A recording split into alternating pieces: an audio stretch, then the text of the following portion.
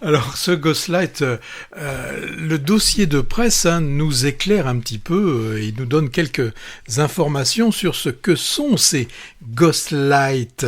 Alors, dans les pays anglo-saxons, l'expression désigne les veilleuses. Alors, généralement, elles sont sur des trépieds qui restent allumés au centre des scènes de théâtre et cela pendant la nuit. Alors, pourquoi sont-elles là ? D'abord, c'est pour des raisons de sécurité. Elles empêchent que les personnes qui ouvrent le théâtre ne tombent de scène quand ils sont dans l'obscurité totale. Mais les Ghostlights ont surtout une dimension, disons, superstitieuse dans l'univers du théâtre. Elles sont censées être là, par exemple, pour apaiser les fantômes qui hantent dans l'imaginaire populaire les théâtres. Ça leur permet notamment de jouer sur scène la nuit et ainsi d'éviter qu'ils ne sabotent les prestations des vivants pendant le jour. Mais donc ce sera un film sur le théâtre. Oui, tout à fait. Et c'est surtout pendant le confinement lié au Covid-19 que les Ghostlights, là, elles ont été très symboliques parce qu'elles sont restées allumées pour montrer, en fait,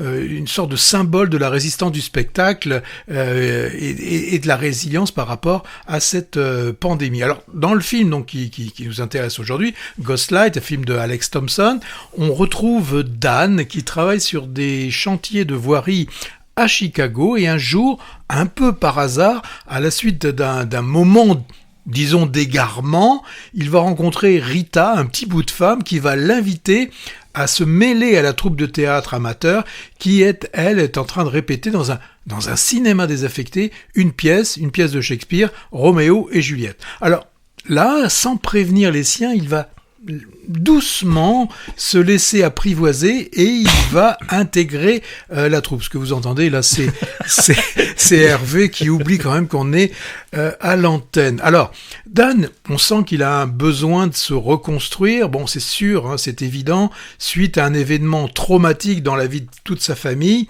Et disons que dans Ghostlight, le théâtre va agir un peu comme une catharsis du deuil.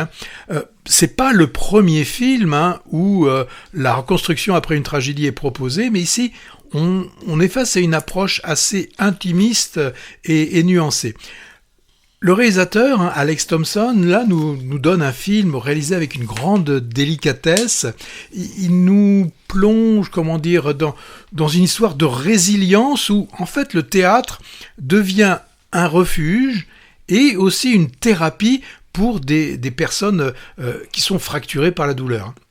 Alors, bien sûr aussi que le fait que la pièce de théâtre soit Roméo et Juliette est loin d'être anodin, puisque ça permet de faire de la pièce de Shakespeare un miroir du deuil qui dans lequel se retrouve Dan. Et là, on va suivre Dan qui va s'immerger dans son rôle, et là, le théâtre va agir un peu comme un catalyseur, je pourrais dire, dans son processus de guérison. Alors, c'est un film sur la guérison, sur la rédemption, sur la résilience, sur comment on peut vivre un deuil, mais aussi, bien évidemment, c'est un film sur le théâtre, le théâtre qui propose une forme d'expression à tous ceux qui ne peuvent pas forcément verbaliser tout ce qui leur arrive dans la vie de tous les jours. Et là, en tout cas, moi j'ai retrouvé que les émotions sont assez sublimées et sur scène, on retrouve et c'est ce qui peut être intéressant, c'est souvent des non-dits. Les non-dits sont des formes d'expression.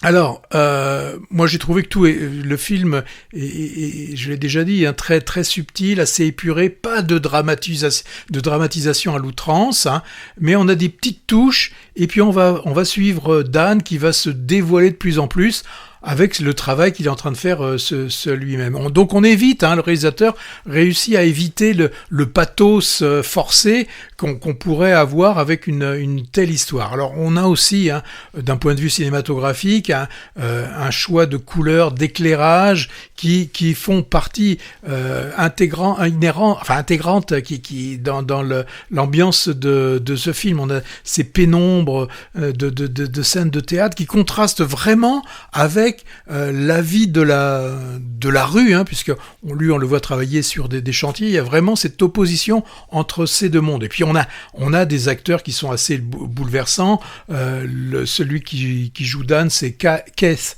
Kupferer, là je trouve qu'il a une performance assez forte. Tu le connaissais, non? Non, lui, ça me dit rien. En tout cas, je l'ai pas reconnu. J'ai trouvé qu'il avait, quand on le voit avec son corps là un peu voûté, les hésitations qu'il a dans la parole. Moi, j'ai trouvé qu'il arrive bien à retranscrire ce que peut ressentir une personne qui est dans la situation dans laquelle il est. Alors le reste du casting aussi est intéressant. On a cette femme, petite bonne femme, hein, qu'on avait déjà vue. C'était dans le film Sans filtre. Et là, on la revoit. Moi, j'ai trouvé que c'était un film qui était très sensible, authentique. Alors, certains pourraient dire que c'était peut-être un petit peu lent. Il n'y a pas des rebondissements toutes les 3 minutes. Mais je trouve que c'est tout à fait cohérent avec ce qu'a voulu nous présenter le réalisateur. Bon, aussi, certains diraient, d'avoir choisi Roméo et Juliette, vu ce qu'il a vécu, c'est peut-être un peu facile. Bon, on s'en fiche un petit peu. Ça permet d'avoir, je trouve, un beau film. Et donc là, on a souvent ce qu'on met en opposition cinéma et théâtre. Et là, je trouve qu'il y a une belle osmose qui se passe pour ce film, donc Ghostlight. Tu l'as vu toi aussi? Oui, cette lumière fantôme, c'est une ode émouvante au théâtre et puis à l'art en général, hein, comme vecteur de reconstruction des âmes blessées. Alors ça m'a évoqué, alors dans un style tout à fait différent, hein, mais finalement sur la même thématique, un film français d'il y a 2 ou 3 ans, Un Triomphe, qui parlait d'une expérience théâtrale cathartique aussi, et là c'était en milieu carcéral. Ou alors plus ancien, il y a eu aussi L'Esquive d'Abdelatif Kechiche sur le montage de la pièce de Marivaux, Le jeu de l'amour et du hasard, par des adolescents de banlieue. Bon, on peut dire que préparez vos mouchoirs quand même, mais bon, c'est beau de pleurer au cinéma, non?